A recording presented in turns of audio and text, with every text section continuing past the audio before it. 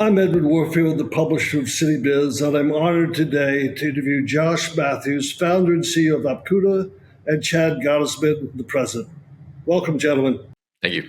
Thanks, Edwin. Great to be here. You just closed on an oversubscribed $37.5 million Series C today. Who were the lead investors, and how did the financing come together? Sure, I can answer that. So the round was co-led by Closed Loop Partners and by Piper Sandler.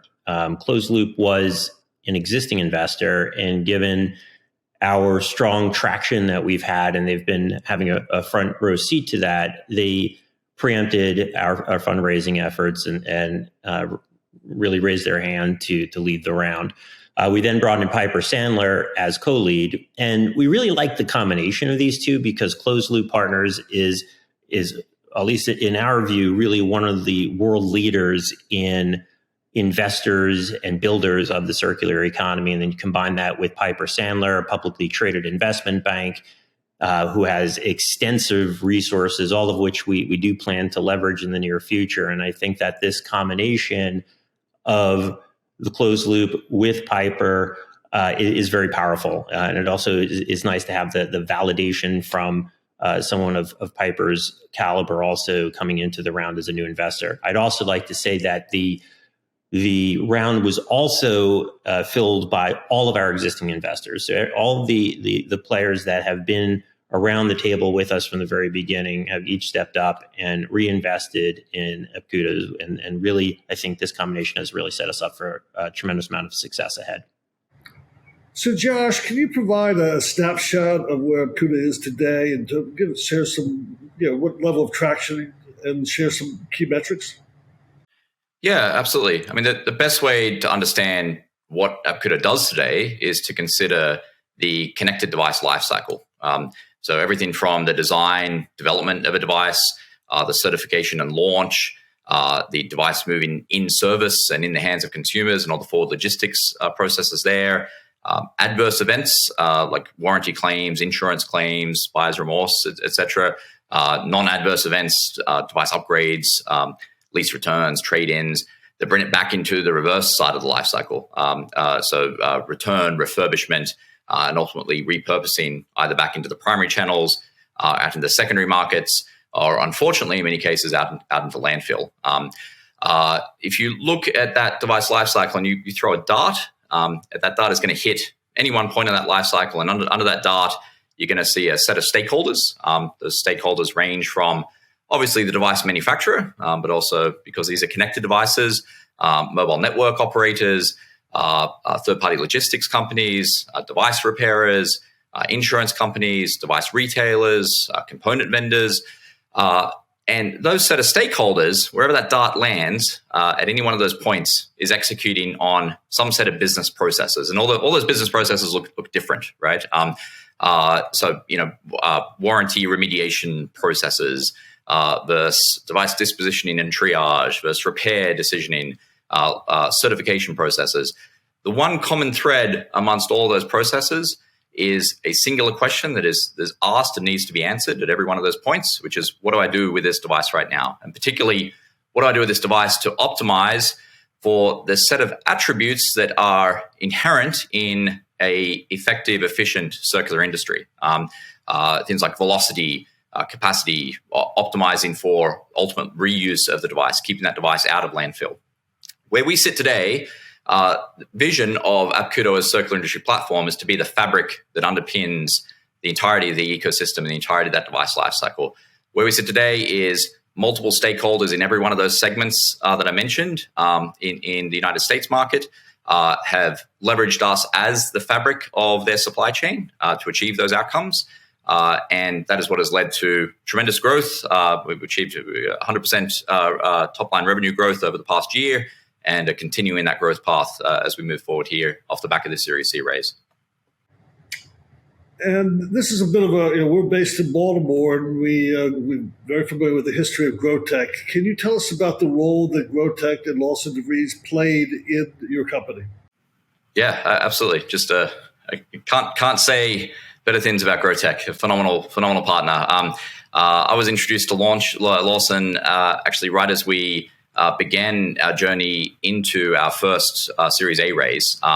And again, just couldn't have asked for a better partner at that stage of the growth of our company. That partnership that we developed with Lawson and GrowthTech has continued on from that point, where they reinvested in our Series B and have now reinvested again in our Series C. I'd say one of the greatest things, many great things about that partnership and the support that GrowthTech and Lawson has given us throughout our journey here to reach the point that we're at. Probably the biggest is the relationships that Lawson has in the investment community and how he has attracted the caliber of those other investors, particularly those focused around circular industry and sustainability, that has underpinned our Series B and now our Series C raise. So just a fantastic relationship. Thanks for sharing. So, Chad, can you tell us how you plan on using the funding? How are you going to expand internationally? Tell us what the plans are. Yes, we have some very grand plans, actually. I'll start by saying, though, that Apkudo has been and will continue to be very capital efficient. So we have really worked very closely with some of the largest and most sophisticated players in our industry, in the connected device industry, and we solved for the complexity of their problems. But in doing so, we've built a platform now that serves the needs of an entire market. And what we've seen is that market is pulling us into this expansion. So everything we've been doing has really been customer led. And so these customers, they are global and they expect us to be global.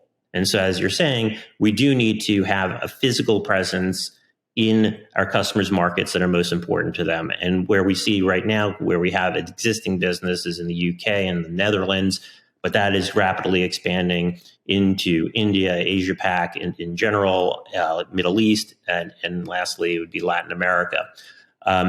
So in addition to just that geographic expansion, I think our customers are also asking us, because we have solved this very sophisticated and complex problem for them in mobility, they're asking us to expand that into compute. So that means going from mobile phones and wearables and tablets into much more of the compute market, and most namely, I would say, is laptops. And so that's where we're investing some resources as well. And then much of our business, in fact, actually all of our business to date, that we have been able to generate, and the growth that you've seen in our press release, 100% growth in 2022, all of that has been customer-led growth too, meaning our customers have introduced us to new customers. So it's all been through referral. We've done no outbound marketing. And we now want to really step up that game and make sure all the players in the connected device lifecycle really know who we are and the problems that we solve. So we are building out our go-to-market function, investing in some senior level resources, investing in the new website we just launched today. And so we definitely have that to look forward to, as well as, finally, I would say, just engineering talent in general. So we have software engineers, we have hardware engineers, and we have a lot of exciting opportunities ahead of us. And so we need to have the right engineering teams built up in various parts around the world so that we can meet this customer demand. So in summary, it's really building out those engineering teams, building out our go-to-market function, expanding from mobility and into compute, and building out our physical presence outside of the US. Thank you for sharing that. So Josh and Chad, is there any part of this recent funding, any other part of the new story that you'd like to share with us before we sign off? I think just how tremendously excited we are to continue our growth curve and to achieve the underpinning as the fabric of the circular industry and herald really what is the world's first true circular industry platform. It's tremendously exciting and very much appreciate the industries and our investors' support on that journey.